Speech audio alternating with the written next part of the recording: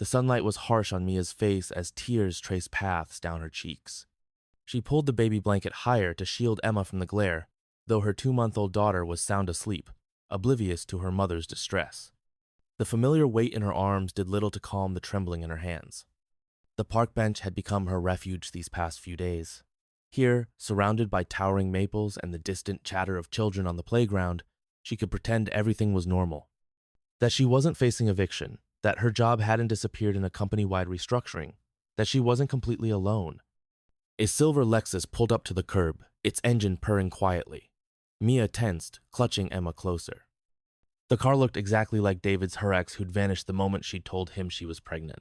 But when the door opened, a woman stepped out instead. She was older, maybe in her 50s, dressed in a crisp blazer despite the summer heat. Her heels clicked against the sidewalk as she approached, and there was something in her expression that made Mia want to both run away and spill every secret she'd been holding inside. "Mind if I sit?" the woman asked, gesturing to the empty space on the bench. Mia nodded silently, shifting slightly to make room. The woman sat down, smoothing her skirt with practiced grace. For a long moment, neither spoke. The only sounds were Emma's soft breathing and the distant whir of traffic. "I've seen you here the past few days," the woman said finally. Her voice was gentle, with a slight southern lilt. "I'm Margaret Chen. I own the bookstore across the street." She pointed to a storefront with faded blue awnings and windows full of books. "Mia," she managed, her voice rough from crying. "And this is Emma." Margaret smiled at the sleeping baby. "She's beautiful." Another pause then. "You know, I used to sit on this very bench 25 years ago, crying my eyes out with my own daughter." Mia looked up sharply, meeting Margaret's eyes for the first time. They were kind, but there was something else there, understanding maybe, or recognition. "Sometimes," Margaret continued, "we need someone to remind us that we're stronger than we think we are." Emma stirred in Mia's arms, making tiny sounds that meant she'd be hungry soon. Mia wiped her cheeks with her free hand, trying to compose herself. "I don't feel very strong right now," she admitted. "Would you like to come inside? The store has air conditioning, and there's a comfortable chair in the back where you can feed her." Margaret's offer held no pressure, just quiet kindness. Mia hesitated. She'd been avoiding going into businesses lately. Too many sympathetic looks from strangers, too much shame about her situation. But the thought of sitting in a cool, quiet place was tempting. Her studio apartment had become stifling in the summer heat, and she'd been rationing the air conditioning to save money. "I have tea," Margaret added, "and I could use some help shelving books if you're interested in picking up a few hours of work." The words hung in the air between them. Mia looked down at Emma, then back at Margaret. I'd like that," she said finally. The bookstore's bell chimed softly as they entered. The scent of old paper and coffee wrapped around Mia like a familiar blanket. Rows of wooden shelves stretched toward the back, and comfortable reading nooks were tucked into corners. A ginger cat dozed in a patch of sunlight near the register. "That's Fitzgerald," Margaret said, noticing Mia's glance at the cat. "He came with the building, I think. Stubborn old thing wouldn't leave when I bought the place." She led Mia through the store to a small office area. A worn leather armchair sat beside a window overlooking a tiny courtyard. Margaret pulled a folding screen from behind some boxes. "For privacy," she explained, setting it up around the chair. "I'll make that tea," she said, heading toward a small kitchenette. "Take your time with Emma. When you're ready, we can talk about hours and salary." Alone behind the screen, Mia settled into the chair. As Emma nursed, Mia felt some of the tension leave her shoulders. For the first time in weeks, she allowed herself to feel a flicker of hope. Margaret returned with 2 steaming mugs, setting them on a small side table. "Chamomile," she said. "My mother always said it was good for worried hearts." "Thank you," Mia said softly. Emma had fallen back asleep, milk-drunk and content. I should tell you that I don't have any retail experience, just office work, and before that, waitressing through college." "Honey, books are the easy part. You learn where they go, how to find them, how to recommend them. What I need is someone who cares." Margaret took a sip of her tea. "Someone who understands that sometimes people come in here looking for more than just something to read." Mia thought about all the times books had been her escape, her comfort, her friends when real ones were scarce. "I understand that," she said. "I thought you might." Margaret's eyes crinkled with her smile. "Now let's talk practical matters. The job comes with flexible hours and use of the apartment upstairs. Previous tenant moved out last month." Mia's hand trembled as she reached for her tea. "An apartment? Just a small one." Bedroom, but it's clean, and the building's well maintained, Margaret said. I've been trying to find the right tenant, someone who will appreciate the old place. She paused, studying Mia's face. The rent would come out of your pay, but I think we can work something out that helps us both. Mia's throat tightened. It seemed too perfect, too much like the answer to her prayers. Why are you doing this? She asked. You don't even know me. Margaret set down her tea and folded her hands in her lap. 25 years ago, I was you. Different circumstances, same desperation. My daughter Jenny was 6 months old. Her father had died in an accident. My parents had disowned me for marrying outside our culture, and I was about to lose everything. She gestured around the store. Then I met Mrs. Sullivan. She owned this shop back then, gave me a job, a home, a chance. She's gone now, but I promised her I'd pass it on when I found someone who needed it. And you think that's me? Mia whispered. I don't make offers like this lightly, Margaret said. But yes, I think it's you. Call it intuition, experience, or just an old woman's hope of doing some good in the world. Mia glanced around the office, taking in the family photos on the desk. In one, a younger Margaret stood with a teenage girl who had her mother's smile. Is that Jenny? Yes, she's a teacher now, in Seattle. Has 2 kids of her own. Margaret picked up the frame, touching it gently. We made it through those hard years. It wasn't always easy, but we had help. Community. That's something this neighborhood still has, even if people don't always realize it. Emma stirred, making small, fussy sounds. Without thinking, Mia began to rock gently in the chair, a motion that had become second nature. I've been so scared, she admitted. Everyone says the first year is the hardest, but I never expected to do it alone. Well, Margaret said firmly, you're not alone anymore. That's the first thing you need to know. Let me show you the apartment, Margaret said, standing. Can you walk and hold her, or would you like me to carry her? I've got her, Mia said, rising carefully. She followed Margaret through a door at the back of the store and up a narrow staircase. The wooden steps creaked softly under their feet. The apartment was small but flooded with natural light from tall windows. The living room flowed into an open kitchen with worn but clean countertops. A breakfast nook held a small table, and Mia could already picture morning feedings there, watching the sun rise over the neighborhood. Previous tenant left some furniture, Margaret explained, gesturing to a comfortable-looking couch and a solid wooden dining set. Bedrooms through there. Bathroom was renovated last year. Mia walked to the window, gazing down at the street below. She could see the park bench where she'd been sitting just an hour ago, looking so lost. From up here, it seemed like a different world. What do you think? Margaret asked softly. It's perfect, Mia breathed, then caught herself. But I should tell you everything. I lost my job 6 weeks ago. I have some savings, but they're almost gone. My credit isn't great, and Stop. Margaret held up a hand. I told you, we'll work something out. The store needs help, the apartment needs someone to love it, and you need a fresh start. Sometimes the universe lines things up just right. Mia felt tears threatening again, but these were different from the ones she'd shed on the bench. When could I start? How about tomorrow? Take today to pack your things. I'll help you move. My son-in-law left his truck here last time you visited. Margaret smiled. And Mia? There's a daycare 2 blocks over. The owner, Rosa, is an old friend. She often works with parents who need flexible payment arrangements. Emma chose that moment to wake fully, her face scrunching up in preparation for a cry.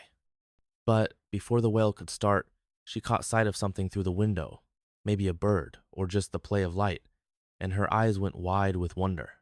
Look at that, Margaret said softly. She already loves the view. Mia bounced Emma gently, watching her daughter's fascinated expression. The simple movement felt different here, more like a dance than the desperate pacing she'd been doing in her old apartment. I don't know how to thank you. You can thank me by proving me right, Margaret replied, by showing up tomorrow ready to work, by loving these books almost as much as you love that baby, and by remembering to pass on kindness when you're able. They worked out the details over the next hour. Salary, schedule, rent arrangements. Margaret insisted on a proper contract, pulling out paperwork she'd already prepared. I may be led by my heart, she said, but my head knows better than to skip the formalities. As they finished signing, the store's bell chimed downstairs. That'll be the afternoon rush, Margaret said. Lot of kids come in after school. Want to come down and see how it works? Mia adjusted Emma in her arms. Yes, she said. Show me everything.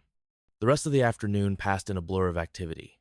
Mia watched as Margaret helped young readers find just the right books, recommended titles to hurried parents, and chatted with elderly regulars who clearly saw the store as a second home. Emma, surprisingly alert, seemed fascinated by all the movement and color. "Mrs. Chen." A girl about 12 burst through the door, clutching a book to her chest. "I finished it! The ending was amazing!" "Already, Zoe? You just borrowed it yesterday?" Margaret's face lit up with genuine pleasure. "Come tell me all about it." She glanced at Mia. "This is Miss Mia. She'll be working here starting tomorrow." Zoe beamed. "Cool. Do you like fantasy books? Because I've been trying to get Mrs. Chen to expand the young adult section, and maybe you could help convince her." Before Mia could answer, 2 more kids rushed in, arguing about a series they were both reading. The store hummed with life and conversation. Even Emma seemed to pick up on the energy, cooing softly at everyone who passed. The afternoon light began to fade, and the stream of customers thinned. Mia had found herself automatically straightening books as she walked the aisles, learning the layout of the store. Emma had finally dozed off in the baby carrier Margaret had mysteriously produced from somewhere. Jenny forgot it here last visit with the grandkids. "I should go pack," Mia said reluctantly. Her current apartment wasn't far. She could walk there and back before dark. "Take my car," Margaret insisted, pulling out her keys. "There's a car seat base in the back. Jenny visits often enough that I keep one installed." "But how will you get home?" Margaret chuckled. "Honey, I live in the other apartment upstairs. Haven't driven more than 10 blocks in years. Everything I need is right here in the neighborhood." As Mia walked to the silver Lexus, the same one that had seemed so threatening just hours ago, she realized something had shifted inside her. The crushing weight of uncertainty had lifted, replaced by something that felt almost like purpose. Maybe, she thought, this was how hope began. Her old apartment felt smaller than ever as she packed her belongings into boxes. There wasn't much. She'd sold most of her furniture when she'd downsized during pregnancy. The baby things took up most of the space. The portable crib, the changing table, bags of clothes and diapers. In the kitchen, she found the notice of eviction still stuck to her fridge. She pulled it down, crumpled it, and threw it away. The sound of the paper hitting the empty trash can echoed in the bare room. Her phone buzzed, a text from Margaret. "Don't forget to pack some dinner for yourself. Moving is hungry work." Mia smiled, looking at the message. She couldn't remember the last time someone had reminded her to eat. Since Emma was born, all her mental energy had gone into caring for her daughter, leaving little thought for herself. In the bedroom, she found the photo album she'd hidden in the closet. Pictures of her parents who'd moved to Arizona last year. They'd offered to help, but their help came with conditions she couldn't accept. "You can make your own choices," they'd said, "but we won't support you throwing your life away for this mistake." Mia traced Emma's sleeping face with her finger. A mistake. She'd heard that word so many times during her pregnancy, from her parents, from David, from her former boss who'd made it clear that maternity leave would be inconvenient for the company. But looking at her daughter now, peaceful in the carrier while Mia packed their life into boxes, she couldn't see anything but perfection. Every tiny finger, every soft breath, every midnight cry, all of it was exactly as it should be. She found herself sorting the photos into 2 piles. The ones that hurt to look at went into a box marked storage. The others, pictures of college friends who still checked in, her favorite aunt who sent care packages, even a few of her parents from happier times, those went into a smaller box labeled New Home. New Home. The words made her pause, box in hand. Just this morning, those words had seemed impossible. It took 3 trips in Margaret's car to move everything. On the final trip, as Mia carried the last box up the narrow stairs, she heard voices from the store below. Curious, she set down her load and peered over the railing. Margaret sat in one of the reading nooks, surrounded by children. Her voice carried up clearly as she read from a worn copy of Where the Wild Things Are. The kids leaned in, completely captivated, and even Fitzgerald the cat had abandoned his sunspot to curl up nearby. Emma stirred against Mia's chest, making the little snuffling sounds that meant she was waking up. Rather than hurrying to quiet her, Mia descended the stairs slowly. Margaret looked up, smiled, and kept reading as Mia found a spot on the edge of the group. And Max, the king of all wild things, was lonely and wanted to be where someone loved him best of all. Emma's eyes opened, but she didn't cry. Instead, she turned her head toward Margaret's voice, listening just as intently as the older children. "Story times at 4 every day," Margaret explained later after the children had gone home. "Sometimes we get 3 kids, sometimes 20. Depends on the weather and what's happening in the neighborhood. They were unpacking boxes in Mia's new apartment, with Emma contentedly watching from her portable crib. The space already felt different with Mia's things in it, more like home than just a room. I used to read to her before. Mia trailed off, remembering the stack of pregnancy books she'd donated when money got tight. I want her to grow up loving books. She will, Margaret said confidently, placing Mia's coffee mugs in the cabinet. But first, you need to sleep. Real sleep. Not the half-awake worry sleep you've probably been getting. As if on cue, Emma yawned hugely, her tiny fist stretching above her head. Mia felt her own exhaustion then, the kind that went bone deep. But for the first time in months, it wasn't tinged with fear. Tomorrow's soon enough to figure everything else out, Margaret said gently. After Margaret left, Mia walked through her new apartment, Emma cradled against her shoulder. The streetlights were coming on outside, casting warm squares of light on the wooden floor. She could hear the distant sounds of the city, cars passing, voices carrying up from the sidewalk, the last birds of evening. In the bedroom, she found Margaret had made up the bed with fresh sheets. On the pillow was a small package wrapped in brown paper. Inside, Mia found a copy of Goodnight Moon and a note. For new beginnings, M. Tears pricked at her eyes again, but these were different from the ones she'd shed that morning. She sat in the old rocking chair by the window, another piece of furniture Margaret had just happened to have stored away, and opened the book. In the great green room there was a telephone and a red balloon. She began softly. Emma's eyes were already closing, but Mia kept reading. The familiar words felt like a promise, like stepping stones leading towards something better. Outside, the bookstore sign glowed softly in the gathering dusk. The first light of dawn was breaking when Emma woke for her morning feeding. Instead of the usual dread that came with early wakings, Mia felt strangely peaceful. She carried Emma to the breakfast nook, settling into a chair that caught the first rays of sunrise. Below, she could hear movement in the bookstore. Margaret starting her day. The smell of coffee drifted up through the old building, and Mia made a mental note to ask if there was a coffee maker hidden somewhere in the store. As Emma nursed, Mia watched the neighborhood come alive.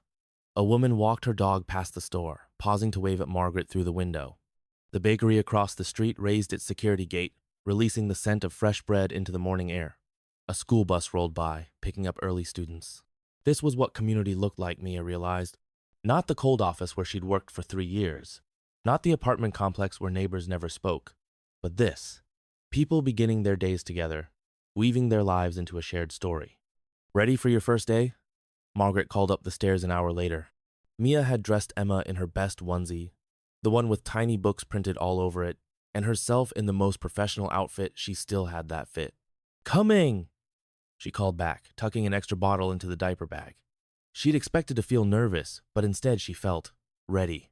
Ready to learn, to help, to be part of something. The store smelled different in the morning, like coffee and possibility. Margaret had already set up a small space behind the counter with a bassinet. For when she naps, she explained, though I suspect she'll have plenty of volunteers to hold her when she's awake. As if proving Margaret's point, the bell chimed and Rosa from the daycare walked in. Margaret told me about you, she said warmly. I wanted to stop by and introduce myself, and maybe hold that beautiful baby while we talk about schedules. Mia looked at Margaret, who smiled and nodded toward her office. Go on, she said. The books and I can manage for a bit. The morning sun had moved across the sky, no longer striking the park bench where Mia had sat crying just yesterday. From her spot behind the counter, she could see that bench through the store's window.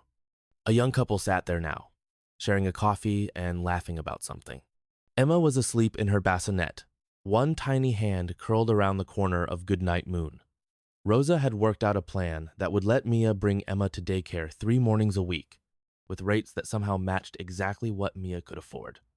Margaret was showing a customer the poetry section, her voice carrying softly through the shelves. Mia ran her hand along the smooth wood of the counter, feeling the warmth where sunlight struck it. There would still be hard days ahead, she knew that. Single parenthood wouldn't suddenly become easy, and one act of kindness couldn't solve everything. But as she straightened a stack of bookmarks and smiled at a customer browsing the new releases, Mia knew something had fundamentally shifted. She wasn't just surviving anymore. She was beginning to live again.